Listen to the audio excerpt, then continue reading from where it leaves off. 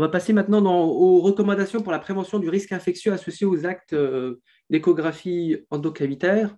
Et là, on a la chance d'avoir deux présentations faites par deux experts dans leur domaine.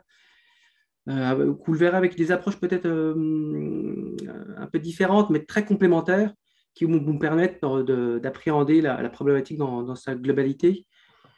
Et donc, le premier expert auquel on a sollicité, c'est le professeur Jean-Luc Prétet, qui est présent, donc qui travaille au CHU de Besançon et qui pilote le Centre national de référence des papillomavirus humains depuis 2017. Et donc, il va nous parler des recommandations dans le prisme un peu biologie, on va dire. Oui, bonjour à toutes et tous. Effectivement, je vais aborder ça. Alors, je vais partager déjà mon écran.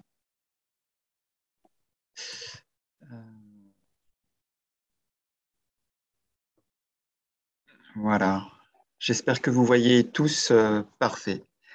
Ben voilà, je voulais remercier le comité d'organisation de cette réunion, Nathalie Floret que j'ai eu en direct, Michel Type également, pour m'avoir proposé ce topo sur les recommandations, sur les nouvelles, enfin, sur les risques infectieux associés aux actes d'échographie et aux nouvelles recommandations de désinfection. Alors, ça, c'est la version, ou c'est le versant que je connais peu. C'est vrai que une des questions posées à l'époque concernait notamment les papillomavirus humains et le CNR papillomavirus a été sollicité dans ce sens-là. Donc voilà, je suis pas un fin expert de l'hygiène et de la désinfection en tant que tel, et c'est de fait un peu peut-être par le prisme des HPV que je vais vous raconter un peu ce qui s'est passé dans la mesure où j'ai participé finalement au groupe de travail qui a permis bien, la rédaction de ce document. Alors, je vais mettre. Voilà, la rédaction de ce document sur la prévention du risque infectieux associé aux actes d'échographie endocavitaire. Et ce groupe de travail, il a fait suite à une mission qui a été confiée à professeur Pierre Parnex. Et l'objectif un petit peu de la ministre de la Santé de l'époque, Madame Marisol Touraine, c'était de préparer les conditions de passage à la désinfection de niveau intermédiaire. Donc on est un groupe, Pierre Panex a constitué un groupe multidisciplinaire qui a réfléchi un petit peu à ce qui pouvait être proposé avec une approche très pragmatique et la réalisation finalement de fiches pratiques. Alors, dans le contexte de l'époque, en fait, il y avait une question un peu particulière qui concernait les papillomavirus humains. Et en effet, quelques années auparavant, et notamment voilà, deux articles de 2012 qui mettaient en évidence la potentielle contamination des sondes d'échographie par des papillomavirus humains. Alors, il y a des travaux qui ont été menés dans des services d'urgence, il y a des travaux qui ont été menés, par exemple ici, par une équipe lyonnaise, dans un service de gynécologie notamment.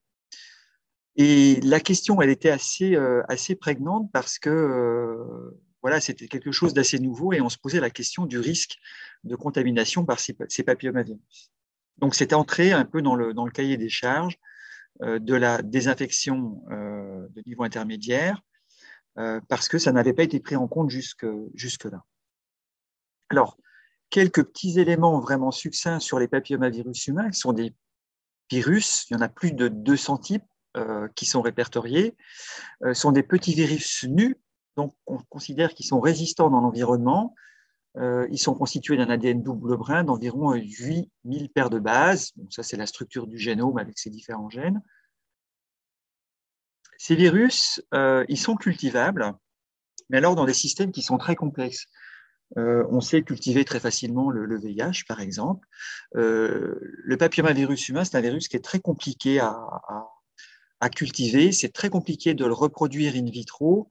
Et en réalité, les approches en fait, pour travailler sur ces virus, c'est soit la détection de leur génome, soit la production de pseudo-virions. La production de virions natifs ici, qui est possible, en fait, elle est extrêmement complexe et il n'y a qu'une ou deux équipes dans le monde qui maîtrisent et qui utilisent ce système de façon routinière. En fait, on peut travailler facilement avec des pseudo-virions où là, il s'agit simplement d'exprimer les protéines de capside qui s'appellent L1 et ou L1, L2 pour produire voilà, ces pseudo-virions qui sont constitués juste de la capside virale et qui sont voilà, des espèces de virions, mais qui ne sont pas des virions infectieux complets. Alors, au-delà de la problématique de l'infection des sondes, on s'est posé la question de la susceptibilité des HPV aux désinfectants. Et ça a été adressé notamment par le groupe de Craig Meyer aux États-Unis, qui est un groupe qui justement dispose de systèmes de culture de ces papillomavirus humains et qui sont capables de produire des virions natifs et d'étudier la susceptibilité de ces virions natifs aux désinfectants. Et ben voilà, il y a une première publication là qui a été produite. Là, on est en 2014, si je ne dis pas, voilà, c'est ça, c'est en 2014. Et la chose extrêmement intéressante de cet article, eh bien, vient du fait que si on utilise ce qu'ils ont appelé des quasi-virions, c'est-à-dire les pseudo-particules virales, les VLP produites assez facilement in vitro, ou des virions natifs, donc produits par ces systèmes de culture excessivement élaborés, eh bien, on voit que la sensibilité à différents désinfectants varie.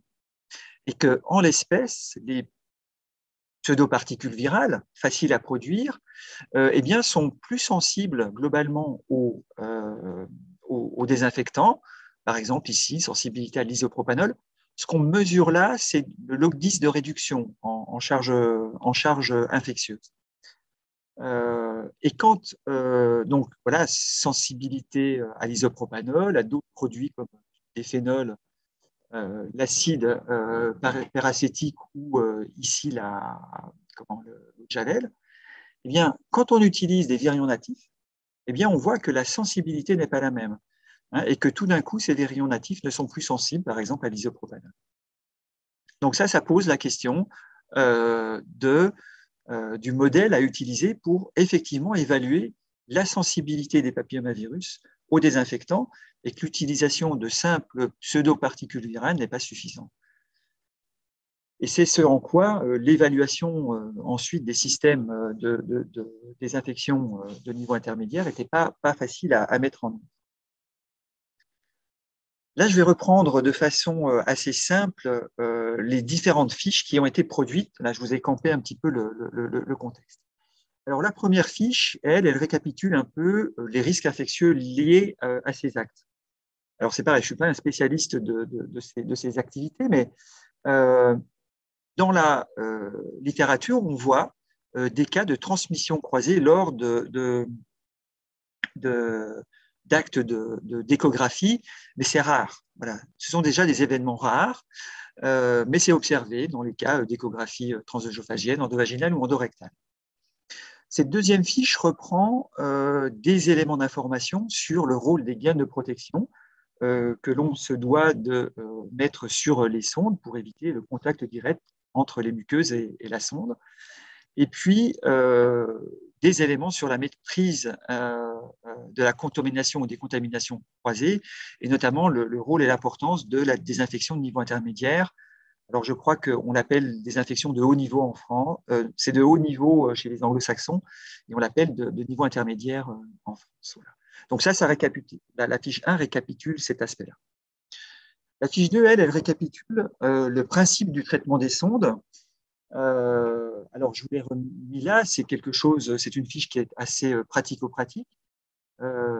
Et ce principe, eh bien, ça consiste en un retrait de la gaine de protection, en un nettoyage complet de la sonde, un cessage de la sonde si on a utilisé des solutions pour nettoyer la sonde, et ensuite l'utilisation d'un système de désinfection. Soit automatisé, je reviendrai dessus, avec des lingettes ou d'autres systèmes, et ensuite un séchage de la sonde. Donc on voit qu'il y a plusieurs étapes à réaliser Et ça a été montré dans d'autres publications que lorsque cette séquence d'événements ou cette séquence d'actions est entreprise, eh bien, la désinfection est plutôt efficace. Alors, une des questions qui taraudait le groupe, parce qu'évidemment, la DNI, ça concerne les bactéries, les parasites, les spores, les virus, et parmi les virus, les papillomavirus. Et à cette époque-là, à ce moment-là, on avait à notre disposition des publications, toujours réalisées par le groupe de Craig Myers aux États-Unis à Philadelphie, sur des procédés automatisés. Et une première publication concerne le système Trophon, EPR. Et Craig Meyer a utilisé dans ses publications ces fameux virions natifs qui sont des vrais papillomavirus humains. Et ce qu'on peut voir dans ces graphes, ici c'est le log 10 de réduction, et on estime que la désinfection elle est efficace s'il y a une diminution de plus de 4 logs. C'est au-dessus de cette ligne horizontale. Il a testé le système sur des HPV de type 16 et des HPV de type 18, qui sont les deux principaux génotypes qu'on retrouve dans les infections. Et on voit qu'effectivement, on a une efficacité très importante du système Trophon pour la désinfection ici des HPV 16, des HPV 18, avec des réductions très importantes. Le témoin positif ici, c'est l'utilisation de l'eau de Javel. Voilà, en blanc, ce sont des témoins. Et là, on a, alors c'est des orthophthalaldéhydes, ça doit vous parler peut-être plus qu'à moi, où on voit que là, ça ne fonctionne pas sur les HPV. Donc là, la publication d'un premier système qui est efficace pour une DNI, notamment pour les HPV. Un peu plus tard, ça c'est 2017, un second procédé semi-automatisé a été validé, toujours par ce groupe de Philadelphie. C'est le système Antigermix S1. Et là, bon, le système il est identique à celui que je vous ai présenté tout à l'heure, à savoir, il y a ici des HPV 16, des HPV 18, et on voit que là encore, les systèmes ici, c'est les deux parties de gauche anti-Germix, on a une très bonne efficacité, en tous les cas une réduction au-delà de 4 log, de réduction d'infectivité, avec ici toujours le témoin positif qui est la solution d'hypochlorite de soude. La fiche 4 reprend les autres procédés de désinfection, parce que bon, les systèmes semi-automatisés, c'est bien, mais voilà, ça nécessite, enfin, il y a des coûts. Récemment, on a eu des publications sur des lingettes, l'utilisation de lingettes, et en particulier les lingettes Tristel Duo Trio, qui utilisent du dioxyde de chlore. Donc, c'est toujours le groupe de Craig Meyer qui a publié ça. Et là encore, on voit les très bonnes réductions d'infectivité ou d'infectiosité des papillomavirus de type 16 ou de 18 en utilisant ici soit les systèmes duo ou trio. Alors, c'est parce qu'il y a 2 ou 3 lingettes.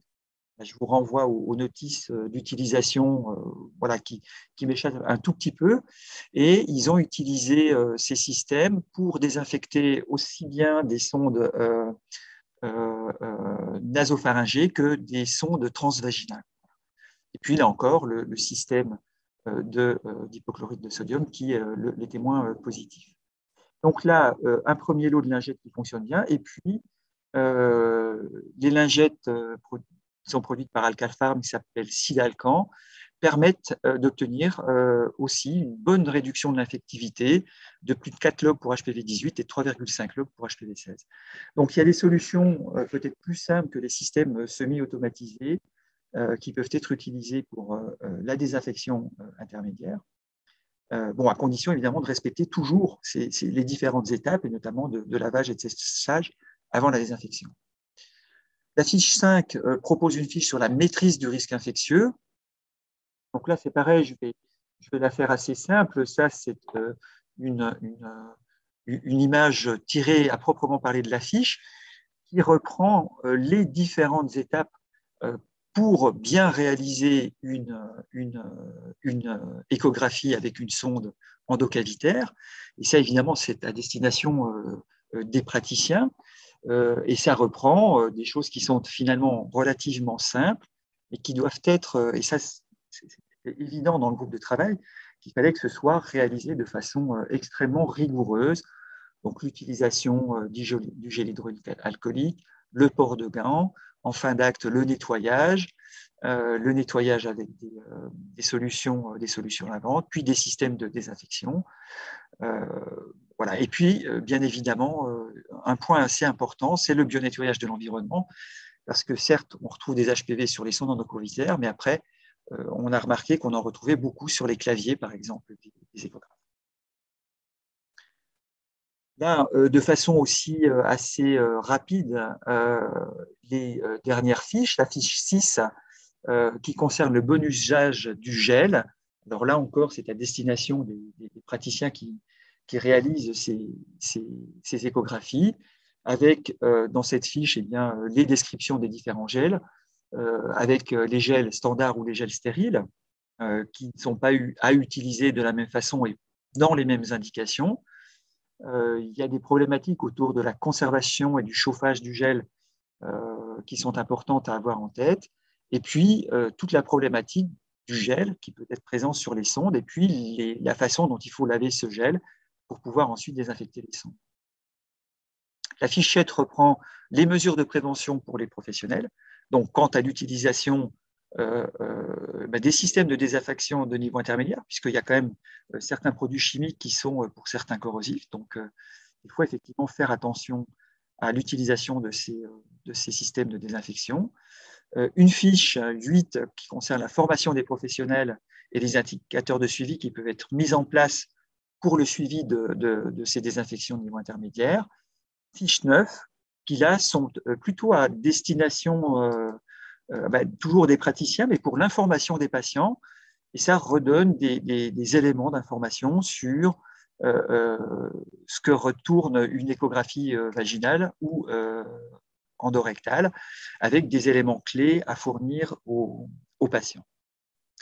Voilà. Et puis pour terminer, eh bien ça c'est le groupe de travail qui a travaillé justement sur la réalisation de ces fiches, avec pas tous les corps de métier représentés, mais voilà, c'était un groupe plutôt complet et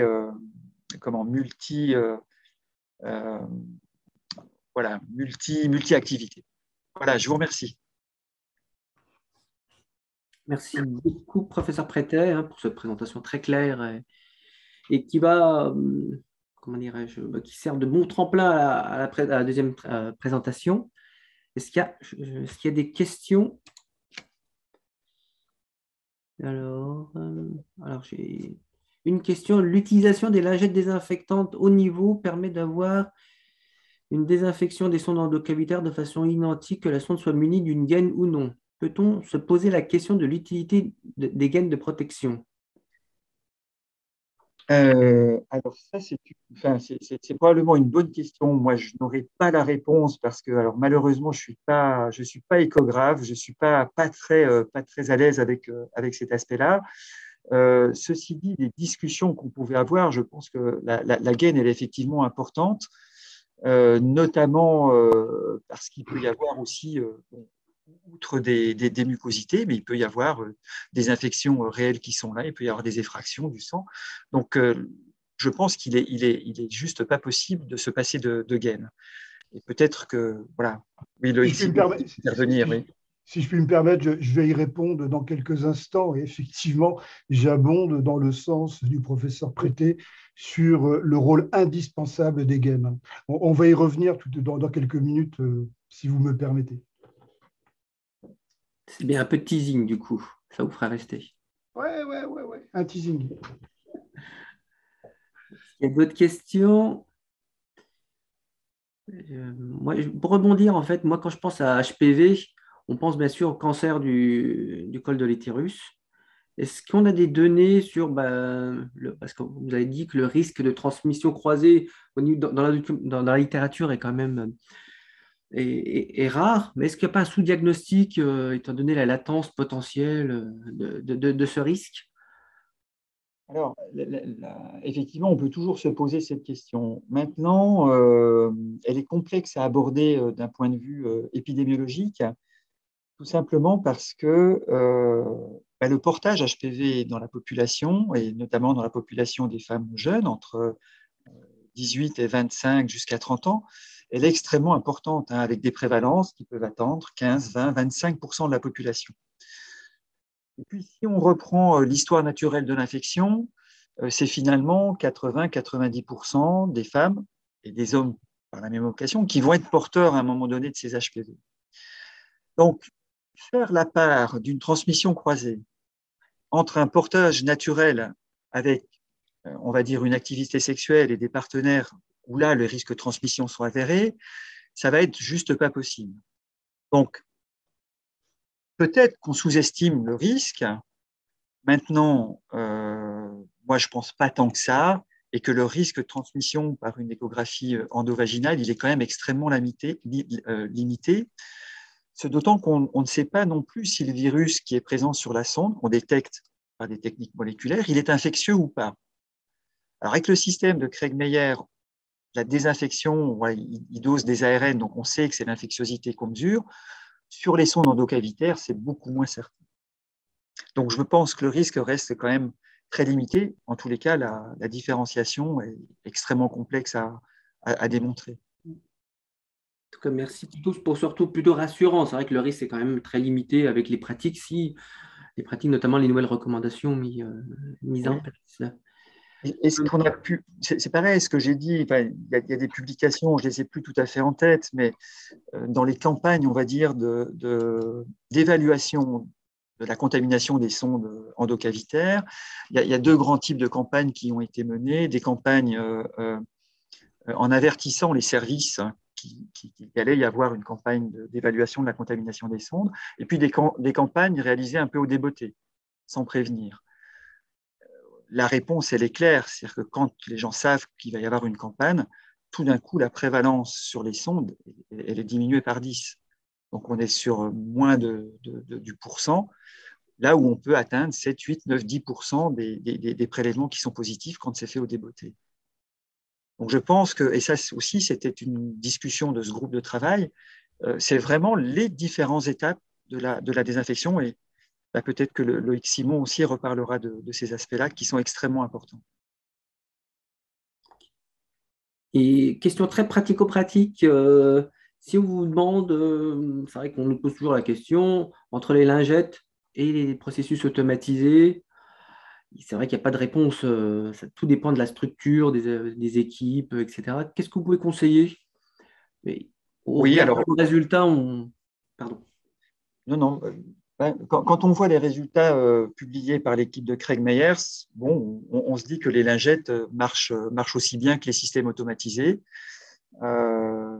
Alors, peut-être que le système automatisé, mais là, c'est peut-être parce que je suis un biologiste et que voilà, les automates permettent d'avoir des choses qui sont beaucoup plus standardisées et sur lesquelles on ne va pas réfléchir parce que c'est fait effectivement de façon automatisée.